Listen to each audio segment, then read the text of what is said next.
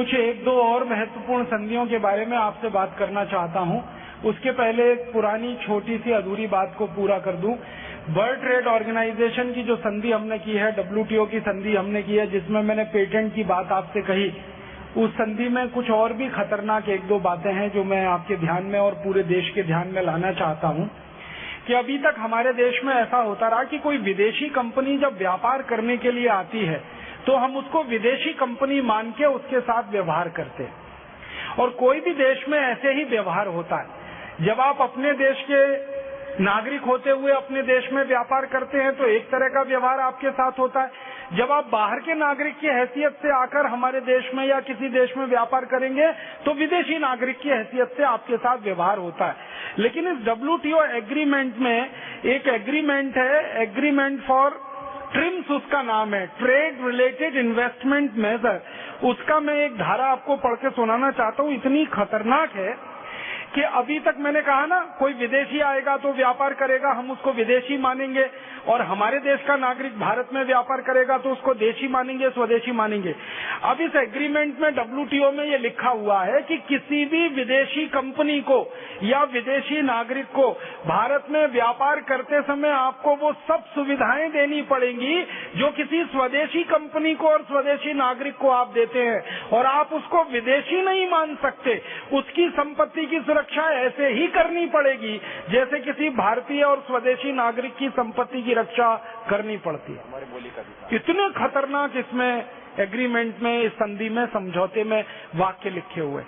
माने विदेशी कंपनी कोई आए, भारत में उसने पूंजी लगाई, अब वो पूरी कंपनी भारत की सरकार की नजरों में विदेशी नहीं है, वो स्वदेशी कंपनी की तरह ही है, और उसकी सुविधा, उसका सुख, सब कुछ आपको वैसे ही संरक्षित और सुरक्षित रखना पड़ेगा जैसे किसी स्वदेशी और देशी कंपनी का आप रखते हैं।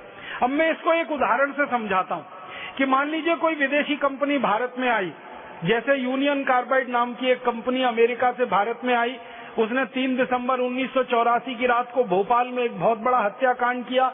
मिथाइल आइसोसाइनेट नाम की गैस उसमें से रिसी, और वो गैस के कारण 17,000 लोग एक रात में तड़प तड़प के मर गए। 1.5 लाख से ज्यादा लोग हमेशा के लिए विकलांग हो गए। दुनिया की सबसे बड़ी औद्योगिक दुर्घटना वो मानी जाती है। इसको एक अमेरिका की कंपनी ने किया, और उस कंपनी के खिलाफ भारत देश में एक अभियान चला। उस अभियान के तहत कंपनी की संपत्ति जब्त हुई। सरकार ने और अदालत ने मिलकर कार्रवाई की, वो संपत्ति लोगों में बांटी गई। ये अलग बात है कि भ्रष्टाचार के कारण वो सबको बराबर नहीं मिल पाई, और संपत्ति जितनी कंपनी की अस्थायी थी उस पर ताला डाला गया। कंपनी कुछ बेचकर यहाँ से भाग ना जाए, इसके लिए व्यवस्था की गई। ये हुआ। लेकिन ये WTO एग्रीमेंट लागू होने के बाद अगर ये दुर्घटना हो जाए तो बहुत अफसोस के साथ मैं आपसे कहता हूं, उस कंपनी के खिलाफ कार्यवाही करने में सरकार को पसीने आ जाएंगे, क्योंकि उस कंपनी की संपत्ति की रक्षा ऐसे ही करनी पड़ेगी जैसे किसी देशी और कंपनी की रक्षा की जाती है, और उसको वो सारी सुख सुविधाएं और नियम बना के देने पड़ेंगे जो किसी देशी आदमी के लिए किए जाते हैं। तो बड़ी बड़ी विदेशी कंपनियां आकर बड़ी बड़ी दुर्घटनाएं हमारे यहाँ करेंगी, और हम उनके खिलाफ कोई बहुत बड़ी कड़क कार्रवाई नहीं कर पाएंगे। ये इस WTO एग्रीमेंट की शर्तों में लिखा हुआ है। और एक शर्त के बारे में मैं बताना चाहता हूँ। हमारे खेती और किसानों से जुड़े हुए एक एग्रीमेंट के बारे में इसमें लिखा हुआ है कि भारत के किसानों को केंद्र सरकार और राज्य सरकार के द्वारा जो आर्थिक सहायता दी जाती है, प्रत्यक्ष और परोक्ष रूप से, इस संधि के लागू होने के बाद वो सारी सहायता बंद करनी पड़ेगी। और वो सहायता बंद होने का मतलब है कि किसानों के द्वारा पैदा की जाने वाली वस्तुओं का भाव अंतर्राष्ट्रीय बाजार भाव के हिसाब से देना पड़ेगा, ज्यादा भाव आप नहीं दे सकते। और किसानों के लिए रासायनिक खाद और कीटनाशकों पर सरकार की जो घटोत्तरी की व्यवस्था है, माने कम कीमत पर उसको बिकवाने की व्यवस्था है, वो धीरे धीरे पूरी खत्म करनी पड़ेगी। तो किसानों को यूरिया DAP अब सस्ता नहीं मिल सकता, किसानों को डीजल सस्ता नहीं मिल सकता, किसानों को पानी सस्ता नहीं मिल सकता, और उनके द्वारा पैदा की जाने वाली कपास, गेहूं, चावल, चने का भाव ज्यादा नहीं दिया जा सकता, भले सरकार के पास पैसा हो या ना हो। अंतर्राष्ट्रीय बाजार भाव के हिसाब से ही वो देना पड़ेगा, और वो आप ज्यादा नहीं दे पाएंगे। अब हम हमारे 77 करोड़ किसानों की मदद नहीं कर पाएंगे सरकार की हैसियत के रूप में। ये संधि के एक समझौते का हिस्सा है। और इसमें एक सबसे खतरनाक वाक्य मैं आपको पढ़ के सुनाना चाहता हूं, ताकि आप ये पूरे देश के लोगों को पढ़कर सुनाएं। इस संधि को लागू करने के लिए जो पहला अध्याय लिखा गया है, उस पहले अध्याय में लिखा गया है वो ये कि आप जब इस संधि को लागू करेंगे, माने भारत जैसा देश जब इस संधि को लागू करेगा, तो इस संधि के हिसाब से आपके कायदे कानून बदलने पड़ेंगे, ना कि कायदे कानून के हिसाब से ये संधि बदली जाएगी। ये कितनी खतरनाक बात है, आप इसका अंदाजा लगाइए। हमने ये संधि कर ली WTO की, अब हमारे देश का कोई कानून इस संधि के खिलाफ है तो हमको वो कानून बदलना पड़ेगा, ये संधि नहीं बदली जाएगी। इसमें लिखा हुआ है, no single element of this draft final act can be considered as agreed till the total package is agreed. जब तक ये पूरा का पूरा ड्राफ्ट आप स्वीकार नहीं कर लेते और इसके हिसाब से आपके कायदे कानून नहीं बदल देते, तब तक ये संधि लागू नहीं मानी जाएगी। माने इस संधि को लागू करने के लिए भारत की सरकार को कोई भी कानून बदलना है, कोई भी नियम बदलना है, तो वो बदल देना बहुत जरूरी है। इस संधि को बदला नहीं जा सकता। अब मैं आपको उदाहरण से समझाता हूँ इसका कितना खतरनाक गंभीर परिणाम होगा, उसका अंदाजा लगाइए। इस संधि में एक जगह लिखा हुआ है कि भारत में जो सेवा का क्षेत्र है, सर्विसेज का सेक्टर है, वो विदेशी कंपनियों के लिए खोलना पड़ेगा। और सेवा के क्षेत्र में क्या क्या आता है? उत्पादन को छोड़कर जितनी भी गतिविधि दुनिया में चलती है वो सब सेवा क्षेत्र में आती है। मैं आपको नाम लेके बताता हूँ। ये वकालत का पेशा सेवा क्षेत्र में आता है, ये चिकित्सा का पेशा सेवा क्षेत्र में आता है, ये होटल मैनेजमेंट का पेशा सेवा क्षेत्र में आता है, ये सड़क पर झाड़ू लगाने का काम सेवा क्षेत्र में आता है, कैटरिंग का काम सेवा क्षेत्र में आता है। माने हजारों तरह के काम सेवा क्षेत्र में आते हैं। तो इस संधि में लिखा हुआ है कि सेवा के क्षेत्र को विदेशियों के लिए खोलना पड़ेगा। माने अब विदेशी वकील आकर भारत में वकालत कर सकेंगे, विदेशी डॉक्टर आकर भारत में चिकित्सा कर सकेंगे, विदेशी होटल मैनेजमेंट की कंपनियां भारत में आके व्यापार कर सकेंगी, झाड़ू लगाने वाली विदेशी कंपनियां भारत में आकर व्यापार कर सकेंगी, रेस्टोरेंट होटल खोलने वाली विदेशी कंपनियां भारत में आ सकेंगी, स्कूल कॉलेज और विश्वविद्यालय खोलने वाली विदेशी कंपनियां भारत में आ सकेंगी। माने सेवा के हर क्षेत्र में विदेशी आ सकेंगे। अब हम उनको रोक नहीं सकेंगे। अब होने वाला क्या है?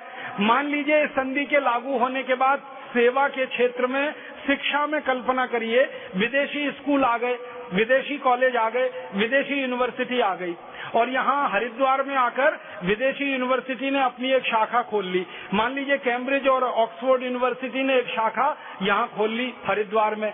परिणाम क्या होगा? ज्यादातर विद्यार्थी वहीं जाके भर्ती हो जाएंगे और हमारे विश्वविद्यालयों में विद्यार्थी नजर नहीं आएंगे दाखिले के लिए। और विदेशी विश्वविद्यालय जो खोलेंगे वो कैंपस नहीं बनाएंगे, वो अपना एक ऑफिस खोलेंगे 10 बाई 10 का, और यहाँ से कहेंगे डिग्री बांटेंगे हम आपको, परीक्षा आप अपने घर में बैठ के दे दो, डिग्री यहाँ आके ले लो। और ऑक्सफोर्ड की और कैम्ब्रिज की डिग्री अगर हरिद्वार में मिलती है तो कौन विद्यार्थी नहीं जाएगा वहाँ लेने के लिए? इसी तरह से विदेशी एडवोकेट आएंगे, वो हाई कोर्ट में प्रैक्टिस करेंगे, सुप्रीम कोर्ट में प्रैक्टिस करेंगे, और सरकार उनके लिए कानून बदलने की तैयारी कर रही है। हमारे देश में वकीलों का एक कानून है, इंडियन एडवोकेट्स एक्ट। ये कानून कभी बनवाया था सरदार वल्लभ भाई पटेल ने बहुत मेहनत करके। इस कानून में ये व्यवस्था की गई थी कि भारतीय न्याय व्यवस्था में विदेशी वकील आकर कभी वकालत नहीं कर सकेंगे। अब उस कानून को बदलना है, ये WTO की संधि कहती है। अब विदेशी वकीलों के लिए दरवाजा खोलना है, और विदेशी वकील आकर यहाँ पे बहस करेंगे, प्रैक्टिस करेंगे, तो यहाँ के मुवक्किल तो कहेंगे कि भैया अंग्रेजी में ही सारा बहस होना है, और इन विदेशियों को तो भारतवासियों से अच्छी अंग्रेजी आती है, लिहाजा हमारा मुकदमा तो हम इन्हीं को दे रहे हैं। तो भारतीय वकीलों के पास क्या होगा? खाने पीने के लाले पड़ जाएंगे। विदेशी डॉक्टर आ जाएंगे चिकित्सा करने के लिए, विदेशी हॉस्पिटल आ जाएंगे, विदेशी होटल आ जाएंगे, हर जगह विदेशी विदेशी विदेशी अगर छा जाएंगे तो आप कल्पना करिए कि 1947 में हमने जितनी मेहनत करके एक विदेशी कंपनी को भगाया, अब इस WTO एग्रीमेंट के बाद हजारों विदेशी कंपनियां और आ जाएंगी, तो देश की आजादी तो वैसे ही चली जाएगी। ऐसे खतरनाक समझौते का नाम है विश्व व्यापार संगठन समझौता। ऐसी और एक संधि के बारे में मैं आपसे बात करना चाहता हूँ। ये जो WTO एग्रीमेंट जैसी संधि हुई है, ऐसे ही एक संधि होने की बात चल रही है। भारत ने अभी तक उस पर हस्ताक्षर नहीं किए हैं, लेकिन जबरदस्ती भारत को धकेलकर उसमें हस्ताक्षर कराया जा रहा है। उस संधि का नाम है NPT, न्यूक्लियर पॉलीफरेशन ट्रीटी। इस संधि में क्या हो रहा है कि भारत से ये कहा जा रहा है कि तुम इसमें हस्ताक्षर करो। भारत देश इसमें हस्ताक्षर नहीं कर रहा है। क्यों नहीं कर रहा है? इस संधि में ऐसी भेदभाव की व्यवस्था है कि अमेरिका, जर्मनी, फ्रांस, ब्रिटेन, रूस और चीन जैसे देशों ने जो परमाणु हथियार बना लिए हैं, वो सारे हथियारों को अपना वो सुरक्षित रख सकते हैं, लेकिन भारत जैसे देश इसमें हस्ताक्षर करके ये गारंटी करें कि भारत अपने सारे परमाणु हथियारों को बंद करेगा, ध्वस्त करेगा, खत्म करेगा। हमसे संधि करवाने की अपेक्षा कर रहा है अमेरिका, और अमेरिका ये कह रहा है कि भारत ये वायदा करे कि भारत के पास जितने परमाणु बम हैं उनको वो नष्ट कर देगा। भारत सरकार वायदा करे इस संधि में कि एक भी नया परमाणु बम आप नहीं बनाएंगे, और भारत सरकार ये वायदा करे कि परमाणु बम बनाना तो दूर की बात है, परमाणु बम के लिए परीक्षण भी नहीं कर सकेंगे आप एक भी नया। अब तक जितने परीक्षण आपने किए कर लिए, अब आगे एक भी नया परीक्षण आप नहीं कर सकेंगे। तो भारत से ये अपेक्षा की जा रही है कि भारत अपने सारे परमाणु हथियारों को नष्ट कर दे, नया परीक्षण ना करे और नया परमाणु हथियार ना बनाए।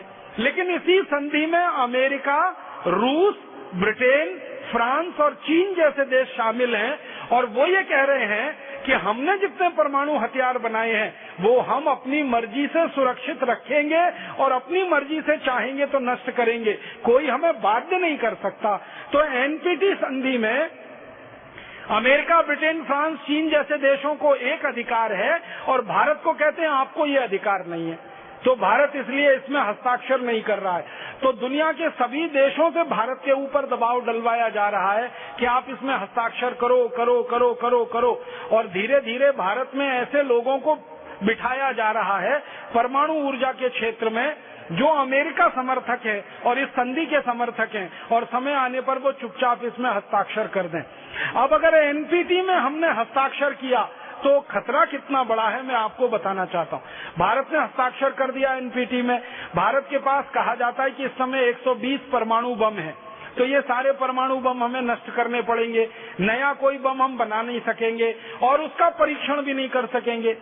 कभी खुदा न खास्ता पाकिस्तान का दिमाग फिर गया, और पाकिस्तान के पास भी 70-80 परमाणु बम है, ये वैज्ञानिकों ने स्वीकार कर लिया है। तो किसी दिन पाकिस्तान का दिमाग फिर गया और उसने भारत के ऊपर परमाणु बम गिरा दिया, और आप चूंकि NPT संधि से बंधे हुए हैं इसलिए आप परमाणु बम ना गिरा सकते हैं ना परीक्षण कर सकते हैं, तो हमारे तो लाखों लोग ऐसे ही मर जाएंगे, हम तो उसका जवाब भी नहीं दे पाएंगे पाकिस्तान को। और अमेरिका जबरदस्ती भारत को धकेल धकेल कर इस NPT की संधि में लाना चाहता है ताकि भारत के सारे हाथ बंध जाएं और हर समय हम अमेरिका के ऊपर आधारित हो जाएं, अमेरिका के ऊपर निर्भर हो जाएं और हर समय अमेरिका की चाकरी करें, जी हजूरी करें, अपनी सुरक्षा के लिए भी हम अमेरिका पे निर्भर हो जाएं। ये NPT की संधि है। और एक संधि भारत से करवाने के लिए दबाव डाला जा रहा है, उसका नाम है CTBT, comprehensive test ban treaty, CTBT उसको शॉर्ट में कहते हैं। इस संधि में भी यही व्यवस्था है। अभी हमारे देश में क्या होता है, मैं एक छोटा सा तथ्य आपके ध्यान में लाना चाहता हूँ। 1970 के पहले भारत देश में अपनी सुरक्षा करने के लिए एक भी परमाणु बम नहीं था। 1970 के पहले हमारे देश में अपनी सुरक्षा करने के लिए एक भी बैलिस्टिक मिसाइल नहीं थी। 1970 के पहले अपने देश की सुरक्षा करने के लिए हमारे पास किसी तरह की कोई बड़ी तकनीकी नहीं थी। 1970 के बाद कुछ वैज्ञानिकों ने अपना जी जान लगा दिया इस देश को सुरक्षा के क्षेत्र में स्वावलंबी बनाने के लिए। जिन वैज्ञानिकों ने अपना जी जान लगाया है इस देश की सुरक्षा को स्वावलंबी बनाने में, उनमें एक डॉक्टर भाभा हुआ करते थे, एक डॉक्टर सेठना हुआ करते थे, एक डॉक्टर आयंगर हुआ करते थे, एक डॉक्टर मनमोहन हुआ करते थे, और उसी क्रम में बढ़ते बढ़ते एक डॉक्टर APJ अब्दुल कलाम हुआ करते हैं जो गौरवशाली राष्ट्रपति के रूप में इस देश में पद पर सुशोभित रह चुके हैं। डॉक्टर भाभा हो, डॉक्टर आयंगर हो, डॉक्टर सेठना हो, डॉक्टर ये एपीजे अब्दुल कलाम हो, ये सारे के सारे वैज्ञानिकों का एक ही उद्देश्य रहा। ऐसे 60,000 वैज्ञानिक हुए हैं, मैंने तो नाम लिया है 3-4 का। 60,000 भारत के वैज्ञानिकों ने पूरी ताकत लगाकर पिछले 40 वर्षों में इस देश को सुरक्षा के क्षेत्र में स्वावलंबी बनाया। हमारे यहाँ 50 किलोमीटर की मार करने वाली पहली मिसाइल बनाई स्वदेशी, फिर 100 किलोमीटर की मार करने वाली बनी, फिर 500 किलोमीटर की, फिर 1000 किलोमीटर की, अब 3,500 किलोमीटर की मार करने वाली संपूर्ण स्वदेशी बैलिस्टिक मिसाइल हमारे पास है, जो किसी भी देश की मदद के बिना हमने बनाई है। इसी तरह से हमने परमाणु बम के परीक्षण किए हैं बिना किसी की मदद के, और हमने हमारी सुरक्षा के लिए परमाणु बम बनाए हैं। लगभग 120 परमाणु बम हैं। ये सब भारतीय वैज्ञानिकों के परिश्रम का फल है और उनकी स्वदेशी भावना की ताकत है ये। अगर वो वैज्ञानिक स्वदेशी भावना से ओतप्रोत नहीं होते तो ये सारे वैज्ञानिक भारत की धरती को छोड़कर भाग गए होते और अमेरिका और यूरोप में अच्छी नौकरियां करके अपना जीवन बिता रहे होते। लेकिन इनमें से एक भी वैज्ञानिक भारत छोड़कर नहीं गया, एक भी वैज्ञानिक ने मातृभूमि को छोड़ना पसंद नहीं किया। कम पैसे लेकर भी इस देश की सेवा की, अपमान सहन करते हुए भी इस देश की सेवा की। आप जानते हैं कि इस देश में नेताओं की जितनी सम्मान और इज्जत होती है उतनी वैज्ञानिकों की सम्मान और इज्जत इस देश में नहीं होती है। फिर भी इन वैज्ञानिकों ने अपमान सहते हुए, अपनी इज्जत को दांव पे लगाते हुए, कम पैसे में काम करते हुए, विपरीत परिस्थितियों में काम करते हुए इस देश को मिसाइल उत्पादन में स्वावलंबी बनाया, बम उत्पादन में स्वावलंबी बनाया, हथियारों के उत्पादन में स्वावलंबी बनाया। हर क्षेत्र में हम धीरे धीरे स्वावलंबी होते गए। ये हमारी आज की स्थिति है। अब सीटीबीटी नाम की जो संधि है वो क्या कहती है? सीटीबीटी संधि ये कहती है कि मिसाइल बनाने के पहले मिसाइलों के परीक्षण करने पड़ते हैं। आप जानते हैं कि हमारे देश की सरकार ने एक नई मिसाइल का परीक्षण किया है जिसका नाम है धनुष, और वो संपूर्ण स्वदेशी मिसाइल है। भारत के वैज्ञानिकों ने नट बोल्ट से लेकर उसका पूरा इंजन तक सब कुछ यहीं बनाया है, विदेशों से कुछ नहीं लाया। तो मिसाइल बनाने के लिए परीक्षण करने पड़ते हैं। तो अब सीटीबीटी की संधि ये कहती है कि हम सारे परीक्षण बंद कर दें मिसाइलों के, एक भी नया परीक्षण हम मिसाइलों का ना करें। और दुनिया भर के देश मिसाइलों के जो परीक्षण करते हैं, अमेरिका, चीन, जापान, जर्मनी जैसे, वो करते रहें, उनको छूट है, भारत को ये छूट नहीं है। तो ऐसी भेदभावपूर्ण संधि सीटीबीटी, ऐसी भेदभावपूर्ण संधि एनपीटी, इस पर भारत को जबरदस्ती हस्ताक्षर करने के लिए दबाव डाला जा रहा है। अमेरिका में पिछले 50 साल में जितने राष्ट्रपति आए, यूरोप में पिछले 50 सालों में अलग अलग देशों के जितने राष्ट्रपति और प्रधानमंत्री आए, सबने अलग अलग तरीके से भारत पर यह दबाव डाला कि जल्दी से जल्दी भारत सीटीबीटी पर हस्ताक्षर करे और एनपीटी पर हस्ताक्षर करे।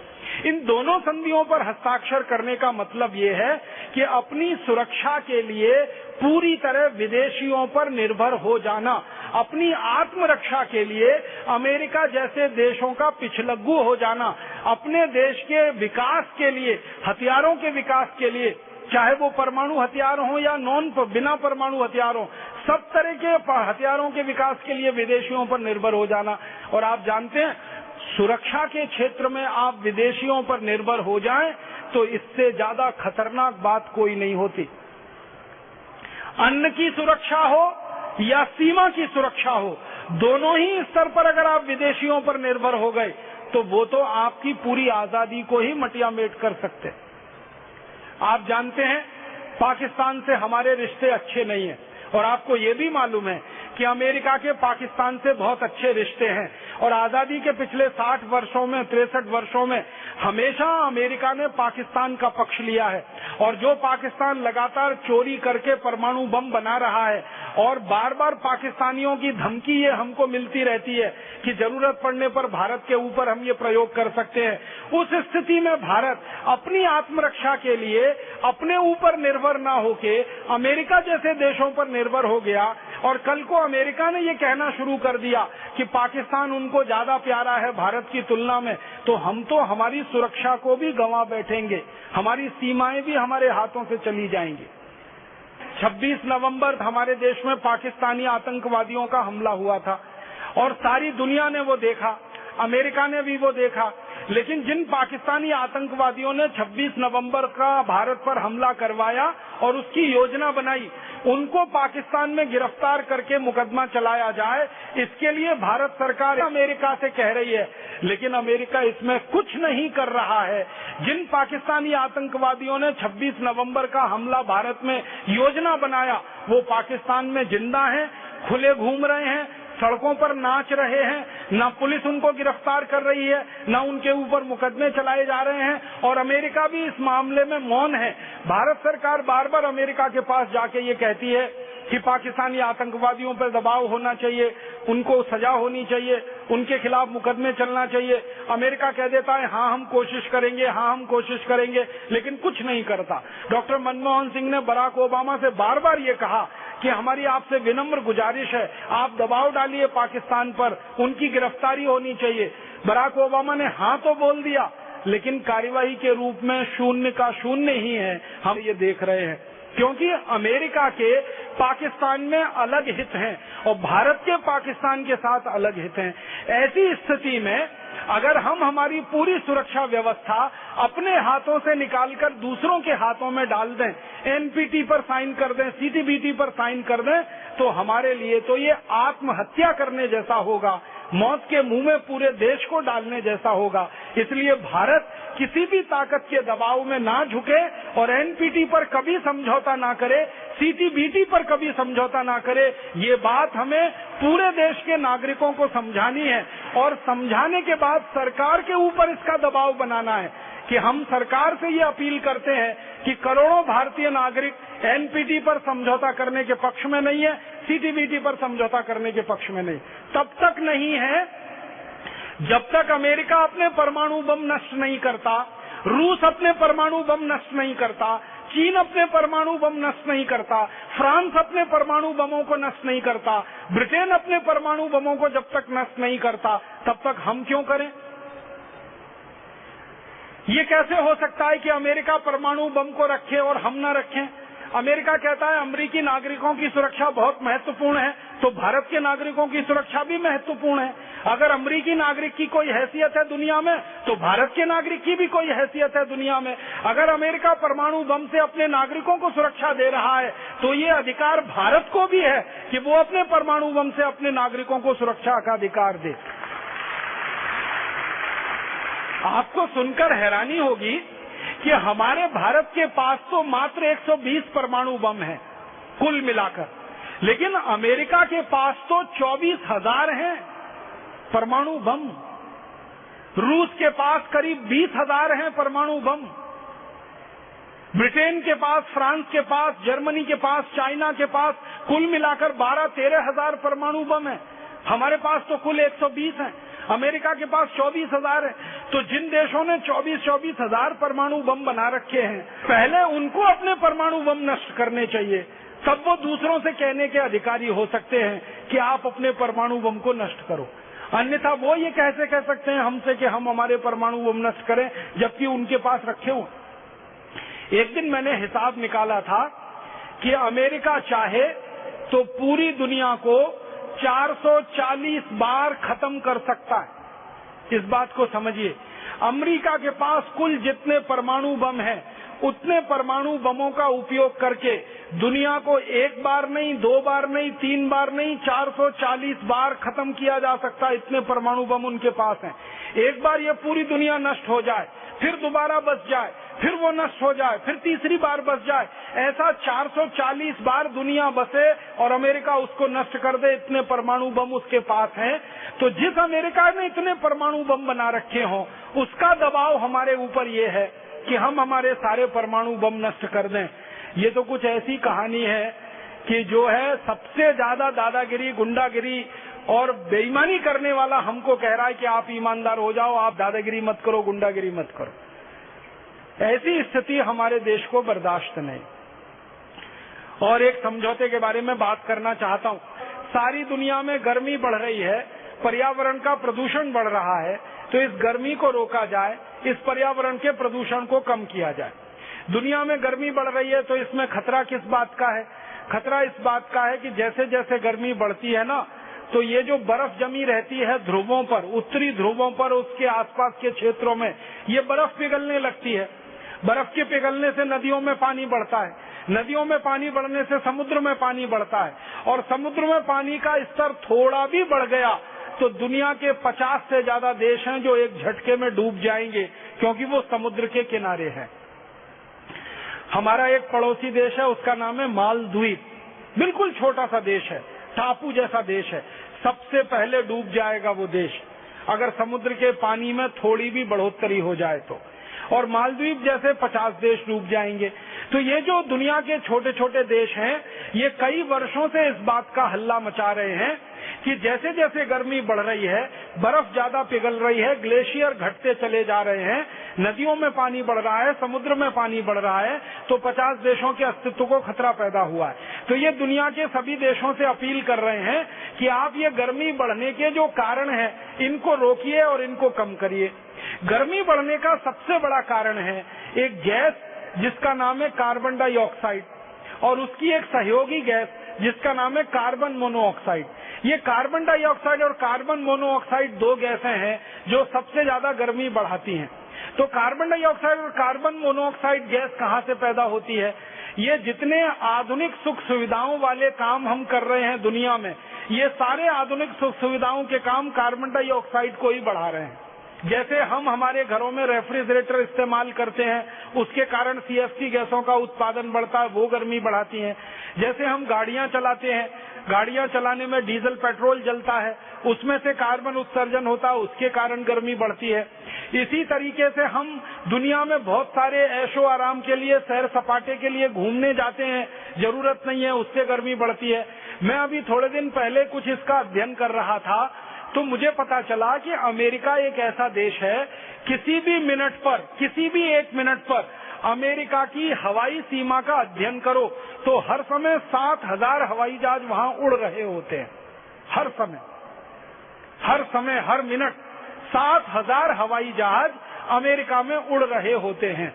माने दुनिया में सबसे ज्यादा हवाई जहाज उड़ाने वाला देश इस समय अमेरिका है।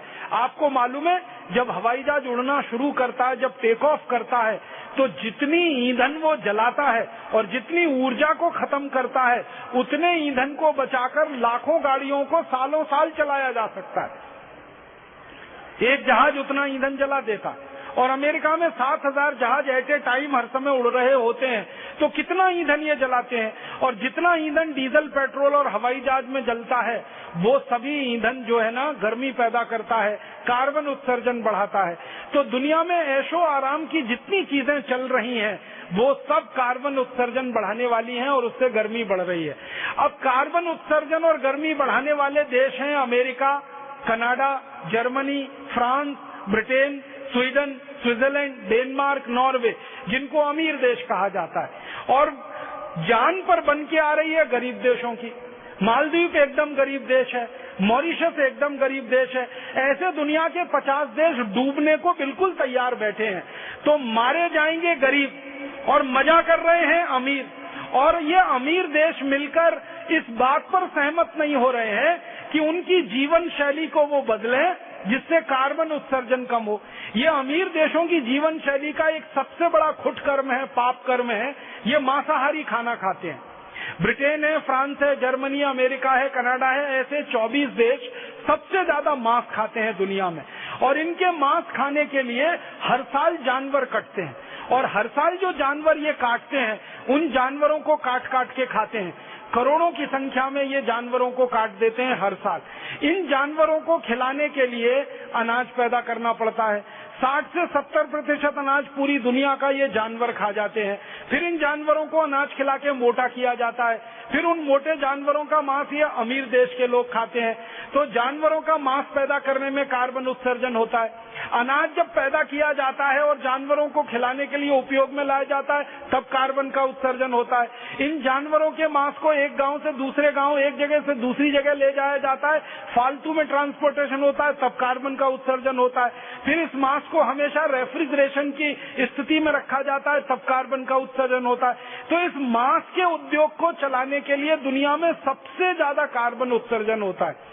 और फिर ये दुनिया के अमीर देशों की मौज मस्ती और ऐशो आराम के लिए सबसे ज्यादा कार्बन उत्सर्जन होता है। सारी दुनिया में कुल जितना कार्बन उत्सर्जन हो रहा है उसका 60 से 70% इन अमीर देशों के कारण है। तो ये अमीर देशों के ऊपर गरीब देशों की तरफ से ये दबाव डाला जा रहा है कि आप जल्दी से जल्दी अपनी जीवन शैली को बदलिए और ये कार्बन उत्सर्जन को कम करिए, ताकि गर्मी ज्यादा ना बढ़े, ताकि बर्फ ज्यादा ना पिघले, ताकि हम डूबने से बच जाएं। तो 50 देश अपने अस्तित्व की लड़ाई लड़ रहे हैं, लेकिन ये बेईमान अमीर देश उनकी एक बात को भी सुन नहीं रहे हैं। और ये अमीर देश बिल्कुल तैयार नहीं है इस बात के लिए कि वो अपने कार्बन उत्सर्जन में कोई कमी करें।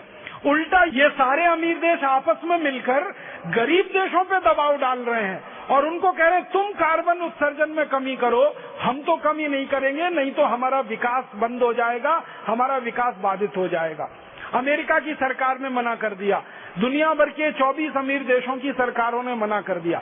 तो जिस संधि को अमीर देश करने को तैयार नहीं है, उस संधि को गरीब देशों से जबरदस्ती करवाने के लिए दबाव डाला जा रहा है। खुशी की बात यह है कि भारत देश ने साफ साफ कह दिया कि हम इस सम्मेलन की किसी संधि पर हस्ताक्षर नहीं करेंगे जब तक कि अमीर देश अपनी जिम्मेदारी तय नहीं करते कार्बन उत्सर्जन में कमी लाने की, और पिछले 100 वर्षों में इन्होंने जो नुकसान किया है पूरी दुनिया का, उसका मुआवजा देने की, हर्जाना देने की। 100 साल में अमेरिका और अमीर देशों ने जितना नुकसान कर दिया पूरी दुनिया में कार्बन पैदा करके, उसका वो हर्जाना भरें और आगे भविष्य में वो नई कार्बन पैदा करेंगे, इसकी गारंटी दे, तभी भारत इसमें समझौते पर हस्ताक्षर करेगा। भारत ने मना कर दिया, थोड़ा अच्छा हुआ हमने हिम्मत दिखाई। इसी तरह की हिम्मत हर जगह दिखाने की जरूरत है। परिणाम जानते हैं क्या निकला? जैसे ही भारत ने हिम्मत दिखाई, चीन ने भी हिम्मत दिखाई। चीन ने कहा हम भी हस्ताक्षर नहीं करेंगे। ब्राजील ने हिम्मत दिखाई, उन्होंने कहा हम भी नहीं करेंगे। अर्जेंटीना ने कहा हम भी नहीं करेंगे। अब धीरे धीरे 77 देश कह रहे हैं कि अगर भारत नहीं करेगा तो हम भी नहीं करेंगे। अब ये 77 देशों को मुझे लगता है कि इस समय भारत देश के नेताओं के पास ऐसा अच्छा अवसर है कि इन 77 देशों को एकजुट कर लिया जाए और इनका एक अलग से संगठन बना लिया जाए और इस संगठन की ताकत से अमीर देशों को झुकाया जाए, मजबूर किया जाए और अमीर देशों से कहा जाए कि आप जिम्मेदार हैं कार्बन उत्सर्जन के और पर्यावरण की गर्मी के, तो पहले आप कटौती करो, अपनी जीवन शैली को बदलो, मांस खाना बंद करो जिसके कारण सबसे ज्यादा गर्मी बढ़ रही है, अय्याशी का और ऐशो आराम का जीवन बिताना बंद करो जिसके कारण सबसे ज्यादा गर्मी बढ़ रही है, सादगी से जियो, कम खाओ, कम पियो, कम से कम में अपना जीवन चलाओ। हम भारतवासी तो सारी दुनिया को ये उपदेश कर सकते हैं, तेन त्यक्तेन भुंजीथा मां हृदय कस्य सिद्धनम ईशावास्यम इदम सर्वम यत्किंच जगत्याम जगत तेन त्यक्तेन भुंजीथा मां हृदय कस्य सिद्धनम। चराचर जगत में जो भी कुछ है वो सब भगवान का दिया हुआ है, इसलिए हम उसका त्याग पूर्वक ही भोग कर सकते हैं, खाली भोग नहीं कर सकते। तो हम भारतवासी अमेरिका को और यूरोप के देशों को बता सकते हैं कि आप अपनी जीवन शैली बदलो और इसमें भोग कम करो, त्याग ज्यादा करो, तप ज्यादा करो, तपस्या ज्यादा करो, साधारण तरीके से जीवन बिताओ, simple living and high thinking वाली फिलॉसफी में जाओ, सादा जीवन उच्च विचार की फिलॉसफी में जाओ, तो पर्यावरण में कार्बन उत्सर्जन अपने आप कम हो जाएगा, गर्मी अपने आप कम हो जाएगी और दूसरे देशों के लिए भी ये आदर्श प्रस्तुत हो जाएगा। तो ये व्यवस्था होनी चाहिए वास्तव में और इस व्यवस्था की तरफ हम सबको बढ़ना चाहिए। मुझे लगता है इसी में से बाकी संधियों को खत्म करने का भी रास्ता निकलता है और दूसरी जो संधियां हमने कर रखी हैं उसके लिए भी यही सिद्धांत हमें हमारे जीवन में लाना चाहिए। और वो सिद्धांत कैसे लाना चाहिए? अब मैंने आपको एक संधि की बात की, विश्व बैंक और अंतर्राष्ट्रीय मुद्रा कोष की संधि, उसमें भी यही होना चाहिए कि अमीर देशों के लिए अगर विश्व बैंक और मुद्रा कोष कोई शर्त नहीं लगाता कर्जे की, तो गरीब देशों पर वो शर्तें क्यों लगनी चाहिए? अमीर देशों की मुद्राओं का अगर अवमूल्यन नहीं होता, डॉलर का अवमूल्यन नहीं होता, स्टर्लिंग पाउंड का अवमूल्यन नहीं होता, यूरो डॉलर का अवमूल्यन नहीं होता, तो रुपए का अवमूल्यन क्यों होना चाहिए? रुपया का अवमूल्यन क्यों होना चाहिए? भारत जैसे गरीब देशों की मुद्राओं का अवमूल्यन क्यों होना चाहिए? जब अमीर देश अपनी मुद्रा को घटाने को तैयार नहीं है तो कोई गरीब देश भी अपनी मुद्रा को नहीं घटाएगा। दुनिया का व्यापार समानता के आधार पर चलाया जाएगा। हमें ऐसी ही एक ध्वनि निकालनी चाहिए ये विश्व बैंक और अंतर्राष्ट्रीय मुद्रा कोष की संधि के बारे में। या तो इस संधि की शर्तों को बदलवाया जाए या इस संधि को हमेशा के लिए समाप्त किया जाए। इसी तरह वर्ल्ड ट्रेड ऑर्गेनाइजेशन की जो संधि है, जिसमें किसानों के लिए ये कहा गया है कि भारत की सरकारें किसानों को मदद नहीं करेंगी, तो अमेरिका की सरकारें किसानों को क्यों मदद करें? अगर भारत के किसानों को सब्सिडी नहीं दी जा सकती WTO की शर्तों के आधार पर, तो अमेरिका के किसानों को सब्सिडी क्यों मिलनी चाहिए? आपको मालूम है अमेरिका का किसान $100 का उत्पादन करे तो सरकार की तरफ से $400 की मदद मिलती है उसको। यूरोप का किसान अगर $100 का उत्पादन करे तो यूरोप की सरकारें अपने किसानों को $400 की मदद करती हैं। अगर अमेरिका की सरकारें, यूरोप की सरकारें $100 के उत्पादन पर $400 किसानों की मदद कर सकती हैं, तो भारत की सरकारें क्यों नहीं कर सकती? ₹100 के उत्पादन पर ₹400 की मदद किसानों की हम क्यों नहीं कर सकते? हम अगर मदद करें तो WTO की संधि में हम फंसे, अमेरिका अपने किसानों की मदद करे तो वो WTO की संधि के आधार पर क्यों नहीं फंसना चाहिए? माने संधि होती है तो बराबरी के स्तर पर होती है। ये नहीं हो सकता कि एक कोई बहुत ऊंचा और एक कोई बहुत नीचा। ऊंचे और नीचे लोगों में संधियां नहीं हुआ करती, संधियां हमेशा बराबर के लोगों में होती हैं। और अगर ऊंचे नीचे लोगों में संधि आप करेंगे तो हमेशा नीचे वाले का शोषण होगा और ऊपर वाला उस शोषण से ताकतवर होता चला जाएगा। तो विश्व बैंक और अंतर्राष्ट्रीय मुद्रा कोष की संधियों की शर्तें बदलवानी है, विश्व व्यापार संगठन की संधियों की शर्तें बदलवानी है। विश्व व्यापार संगठन की शर्तों में सबसे पहली शर्त ये बदलवानी है कि विश्व का व्यापार करना है, कराना है, ये हर देश का अपना संप्रभु अधिकार है, उसका सॉवरेन राइट है। कोई देश की संसद क्या कानून बनाए, क्या कानून ना बनाए, ये उस देश की संसद का संप्रभु अधिकार है। WTO ये कैसे तय कर सकता है कि आपको ये कानून बनाना चाहिए, दूसरा नहीं बनाना चाहिए? WTO हमारी सरकार की सरकार नहीं हो सकता, कोई सुपर गवर्नमेंट वो नहीं बन सकता। इसलिए ये संधि में से इस शर्त को निकलवाना चाहिए। और बाकी जो शर्तें हैं, देशी और विदेशी कंपनियों को एक बराबर व्यवहार करना, देशी और विदेशी नागरिकों को एक बराबर व्यवहार करना, दुनिया में कोई नहीं करता तो हम कैसे कर सकते हैं? हमारे भारत के नागरिक ब्रिटेन में जाते हैं तो उनके साथ विदेशियों का ही व्यवहार होता है, वो अपने स्वदेशी नागरिक जैसा व्यवहार हमसे नहीं करते, तो हम क्यों करेंगे दूसरों के साथ? तो भारत के लिए ही सारा कुछ है और दूसरों के लिए कुछ नहीं है। तो ऐसी अन्यायपूर्ण, पक्षपातपूर्ण जो संधियां हैं, वो WTO की हो, वो वर्ल्ड बैंक की हो, वो IMF की हो, वो CTBT की हो, वो NPT की हो, वो चाहे कार्बन उत्सर्जन की ट्रीटी हो, दुनिया की कोई भी ऐसी संधि हमें मंजूर नहीं है जो हमारे साथ पक्षपात करती है और दूसरे देशों को हमारा शोषण करने का अधिकार देती है।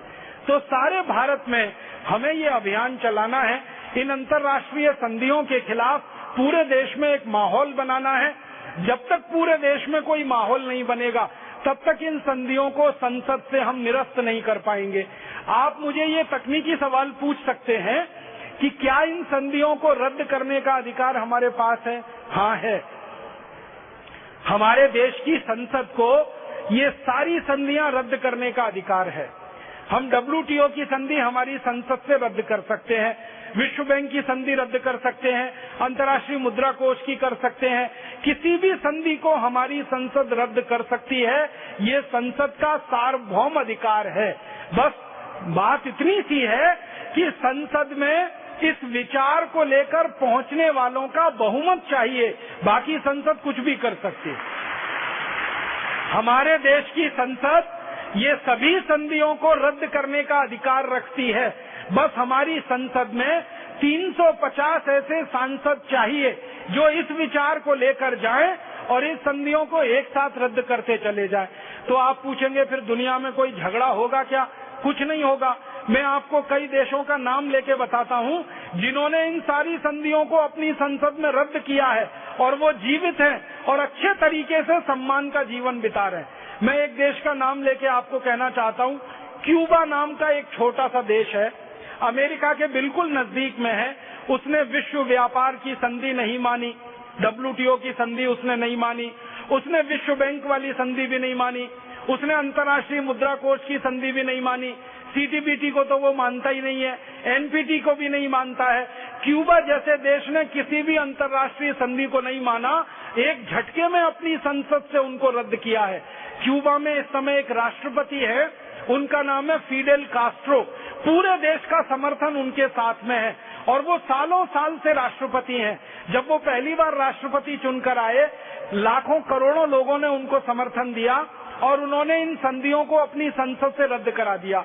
अब क्यूबा जैसा देश इन सब संधियों को रद्द करा सकता है और क्यूबा जीवित है, सम्मान के साथ जीवित है। उनकी मुद्रा की ताकत भी बहुत बड़ी है और उनके देश की ताकत भी बहुत बड़ी है। हालांकि क्यूबा 2 करोड़ की आबादी का देश है और अमेरिका उसके बगल में 27 करोड़ की आबादी का देश है, फिर भी 2 करोड़ का क्यूबा स्वाभिमान के साथ और स्वदेशी के रास्ते पर आगे बढ़ रहा है, तो 27 करोड़ नागरिकों वाले अमेरिका को नाकों चने चबा रहा है। वो इतना छोटा सा देश है। क्यूबा जिंदा रह सकता है इन संधियों को रद्द करके, तो हमारा देश भी जिंदा रह सकता है इन संधियों को रद्द करके। क्यूबा तो एक उदाहरण है, ऐसे में दुनिया के 40 देशों का उदाहरण आपको दे सकता हूं जिन्होंने इन संधियों को रद्द किया है अपने अपने देश की संसद से, और उसके लिए उन्होंने आत्मोत्सर्ग करने तक अपनी जीवन को दांव पे लगाया। हमारा एक पड़ोसी देश है, उसका नाम है इराक। आपको मालूम है इराक के राष्ट्रपति सद्दाम हुसैन को मारा गया, उसका सबसे बड़ा कारण ये है कि उसने बहुत सारी अंतर्राष्ट्रीय संधियों को माना नहीं अपने देश में।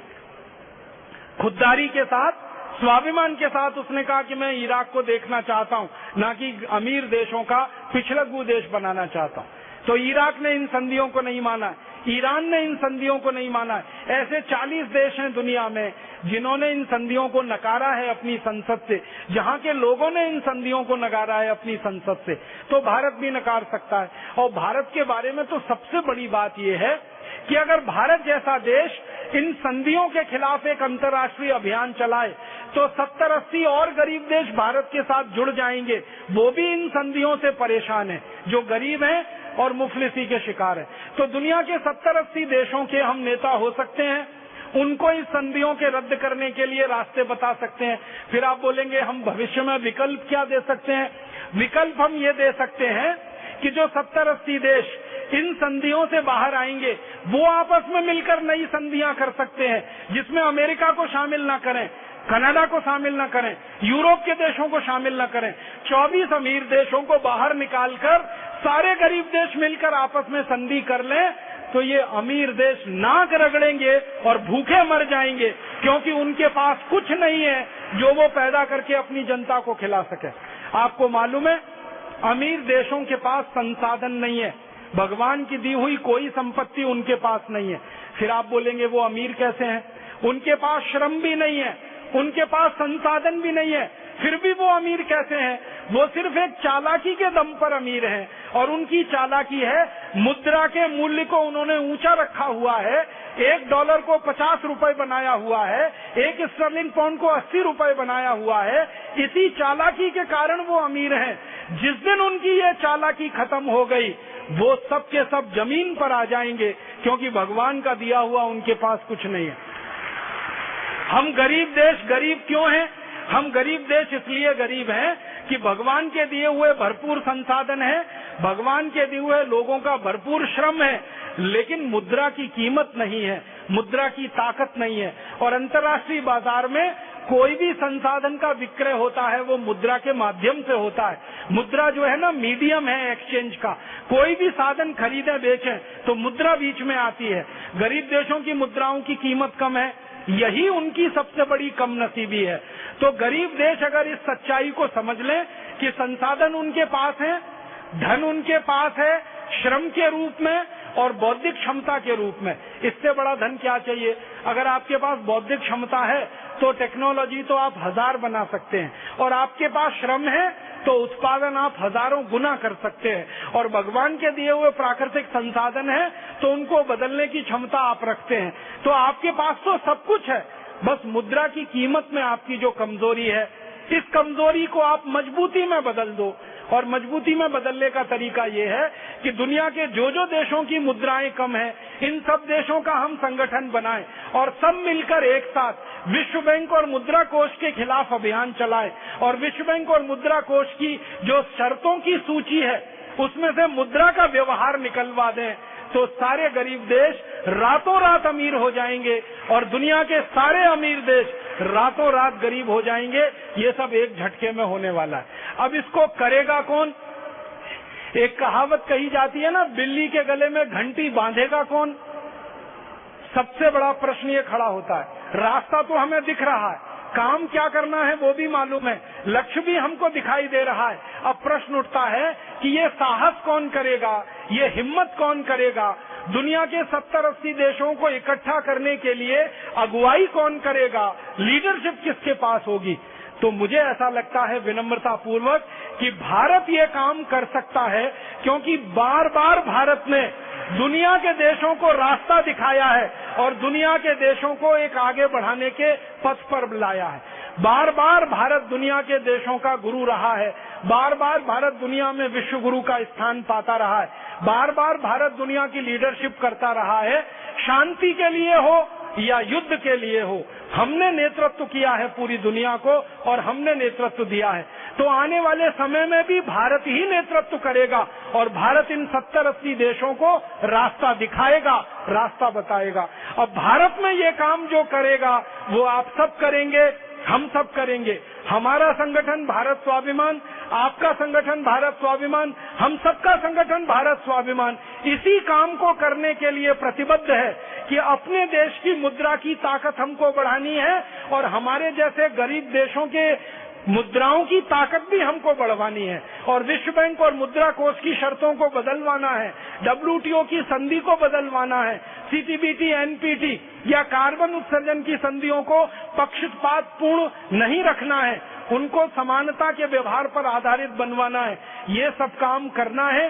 भारत स्वाभिमान इसमें अगुवाई ले चुका है, लीडरशिप हमारे हाथ में है। बिल्ली के गले में हम घंटी बांधेंगे और सारी दुनिया को हम ये रास्ता दिखाएंगे और ईश्वर हमको रास्ता दिखाएगा, परमपिता परमात्मा हमको मदद करेगा, इसका हमें पूरा विश्वास है। क्योंकि हम सत्य पथ पर चल रहे हैं, हम साधना के पथ पर चल रहे हैं, दूसरों के दुखों को उतनी ही संवेदनशीलता से हम महसूस कर रहे हैं जैसे वो देश महसूस करते हैं। मुद्रा की कीमत कम होने का दर्द क्या होता है ये इंडोनेशिया वाले जितना जानते हैं उतना हम जानते हैं, अफ्रीकी देश जितना जानते हैं हम जानते हैं, एशिया के देश जितना जानते हैं हम जानते हैं। तो हमारा दर्द उनके दर्द जैसा है, हमारी पीड़ा उनकी पीड़ा जैसी है, हमारा दुख उनके दुख जैसा है। तो हमारा तो एक ही निवेदन है कि दुनिया के सब देश एक साथ मिलकर इकट्ठे हों भारत के साथ और भारत के लोग इकट्ठे हों भारत स्वाभिमान के साथ। तो ये भारत स्वाभिमान अगुवाई करेगा और सारे विश्व को इन अंतर्राष्ट्रीय संधियों के मकड़जाल से मुक्त कराने में सफल होगा। इस भावना के साथ आप सभी का आभार व्यक्त करता हूँ, धन्यवाद देता हूँ, ईश्वर से प्रार्थना करता हूँ कि हमको शक्ति मिले, साहस मिले और हम ये काम में यशस्वी हों, हमारी विजय हो, हमारी जय हो। बहुत बहुत धन्यवाद।